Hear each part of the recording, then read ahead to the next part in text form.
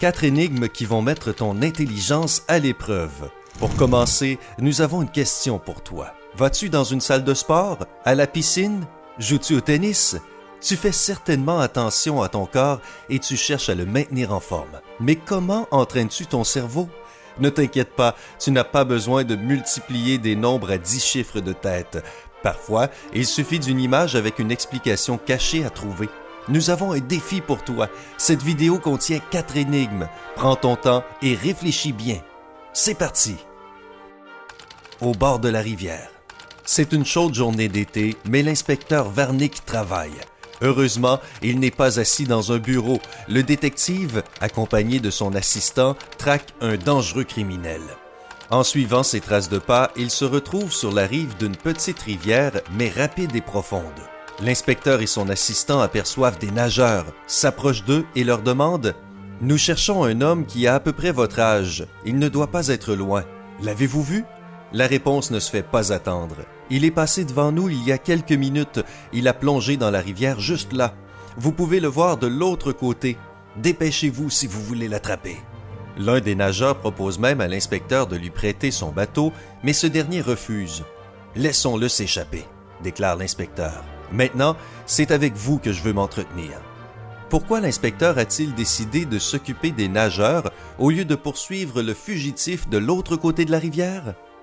Prends le temps de réfléchir, tu as 30 secondes. Si ce n'est pas suffisant, mets la vidéo en pause, analyse, regarde bien les détails de l'image qui pourraient t'aider.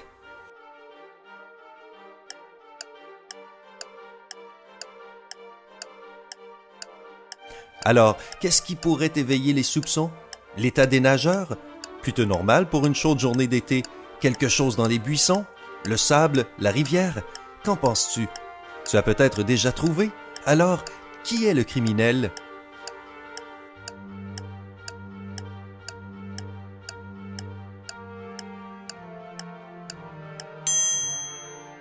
Si tu as été attentif, tu dois te souvenir que le courant est rapide et que la rivière est profonde. Si quelqu'un avait essayé de la traverser, il se serait noyé immédiatement.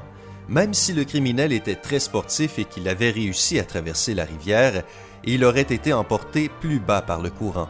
Il est impossible qu'il soit encore de l'autre côté. Donc, le criminel est l'un de ceux qui se trouvent sur la rive devant l'inspecteur et son assistant. Tu as trouvé? Bravo! Clique sur le bouton « J'aime » et passons à l'énigme suivante. Mystère de Noël. L'inspecteur Varnick, que tu connais déjà, travaille pendant les vacances de Noël. Le pauvre. Le matin du 25 décembre, il reçoit un appel. Il sonne à la porte et 1 minute plus tard, le propriétaire endormi lui ouvre. L'inspecteur se présente et déclare « Je dois fouiller votre appartement. Votre voisin affirme qu'hier, le soir de Noël, il est venu chez vous pour une fête. Et alors qu'il chantait des chansons avec votre famille à côté de votre sapin, brillant de lumière multicolore, vous vous êtes introduit dans son appartement et lui avez volé des objets de valeur. » Le propriétaire, surpris, répond « Ce n'est pas vrai, nous avons fêté Noël chez des amis. Nous avons quitté notre appartement dans l'après-midi. J'ai eu à peine le temps de décorer le sapin avant que nous partions. Nous sommes rentrés bien après minuit et nous sommes allés nous coucher tout de suite. Si vous voulez, je peux réveiller ma femme et mon fils et ils vous confirmeront tout de suite ce que je viens de dire. » « Ce n'est pas la peine, interrompt l'inspecteur Varnick. Il est évident que votre voisin est un menteur. » Comment l'inspecteur a-t-il pu détecter le mensonge du voisin aussi rapidement? Que penses-tu de cette histoire? Considérons la situation ensemble. Peut-être que le propriétaire a l'air très sincère, mais est-ce suffisant pour que l'inspecteur le croie? A-t-il des preuves de ce que le suspect avance? Quelqu'un a peut-être vu la famille rentrer de chez leurs amis. L'inspecteur a-t-il remarqué quelque chose qui confirme la déclaration du propriétaire? Compare tes pistes avec la réponse. Pourquoi le détective est-il persuadé que le voisin ment? Encore une fois, rien de très compliqué ou mystérieux. Si tu observes bien le sapin de Noël, tu remarqueras qu'il manque une ampoule à la guirlande. Et tu sais qu'elle ne peut pas fonctionner sans. Le propriétaire a vraiment décoré le sapin dans la précipitation et il n'a pas vérifié si les lumières fonctionnaient. Le voisin ne pouvait pas savoir cela et il a menti à propos du fait d'avoir chanté à côté du sapin éclairé. Au fait, une guirlande effilochée ne l'empêche pas de briller. Tu imagines à quel point notre inspecteur est professionnel et attentif aux détails? Si tu as eu les mêmes qualités d'observation et que tu as trouvé la réponse, clique sur le bouton « J'aime » et tiens-toi prêt pour la prochaine énigme. Immeuble à New York. Dans un immeuble d'appartements typique de New York, il y a 100 couples mariés. Donc, il n'est pas surprenant que lorsqu'un homme trompe sa femme avec celle d'un autre, sa femme ne puisse pas le savoir. Mais tu connais cette règle de la vie, la vérité finit toujours par éclater au grand jour. Et vu le grand nombre de potins qui circulent dans l'immeuble, toutes les autres femmes savent qu'il trompe la sienne. Mais contrairement à d'autres endroits, les sanctions qui s'appliquent en cas d'adultère dans cet immeuble sont très particulières, voire effrayantes. Si une femme se rend compte que son mari la trompe, elle le tue le lendemain matin. Oups, et devine ce qu'il se passe. Quelqu'un envoie un email à toutes les femmes de l'immeuble en leur indiquant qu'au moins un homme trompe sa femme. Combien d'hommes vont être tués et combien de temps cela va-t-il prendre? Cette énigme est un peu plus cruelle que les autres, mais ne te laisse pas distraire pour autant. Elle met à l'épreuve ton raisonnement logique. Alors, es-tu prêt à relever le défi? Prends ton temps et n'abandonne pas. Souviens-toi que tu peux mettre la vidéo en pause, prendre un papier et un crayon et faire ce que tu veux pour résoudre l'énigme. Tu peux même faire un schéma ou dessiner un homme mort.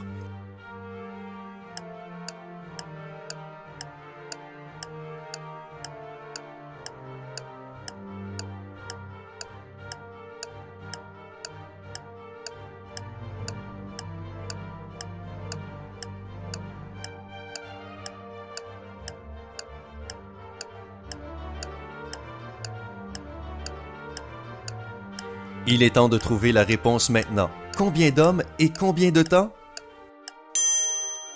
Tous les hommes qui trompent leur femme, soit N, ce nombre, vont être tués. Et cela va prendre à leur femme une nuit de moins que ce nombre, N-1, pour le découvrir. Si un homme trompait sa femme et que sa femme n'avait pas entendu parler d'infidélité, elle saurait que c'est son mari qui commet l'adultère. Si deux hommes trompaient leur femme, les femmes n'entendraient parler que d'un homme trompant sa femme et s'attendraient à ce qu'il meure le lendemain. S'il ne meurt pas, c'est que leur mari les trompe aussi, et c'est pourquoi l'autre n'est pas mort. En suivant cette logique, on conclut que tous les hommes vont mourir après une nuit, vu le nombre d'hommes qui trompent leur femme. CQFD. Qu'as-tu pensé de celle-là? Un peu tordue, n'est-ce pas? Ou trop facile?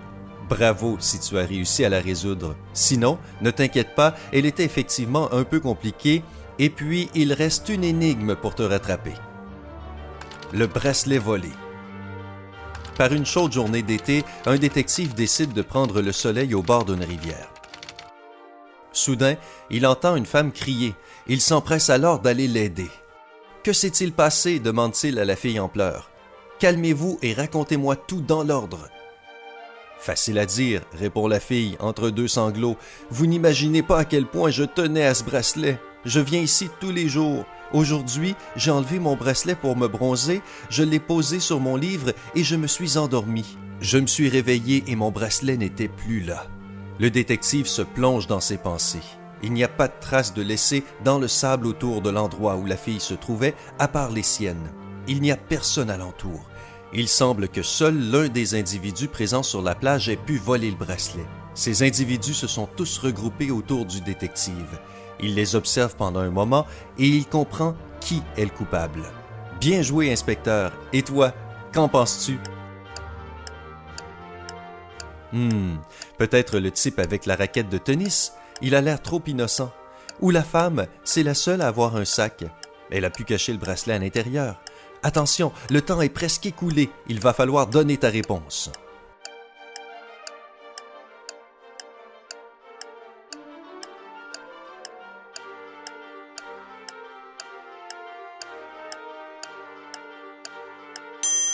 L'indice principal est le fait qu'il n'y ait pas de traces autour de la fille.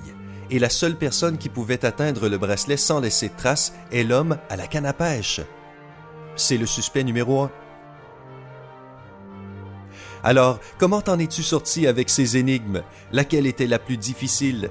Partage ton avis dans les commentaires et clique sur le bouton « J'aime » si tu as trouvé au moins une réponse. Et n'oublie pas de t'abonner pour voir plus de vidéos sympas.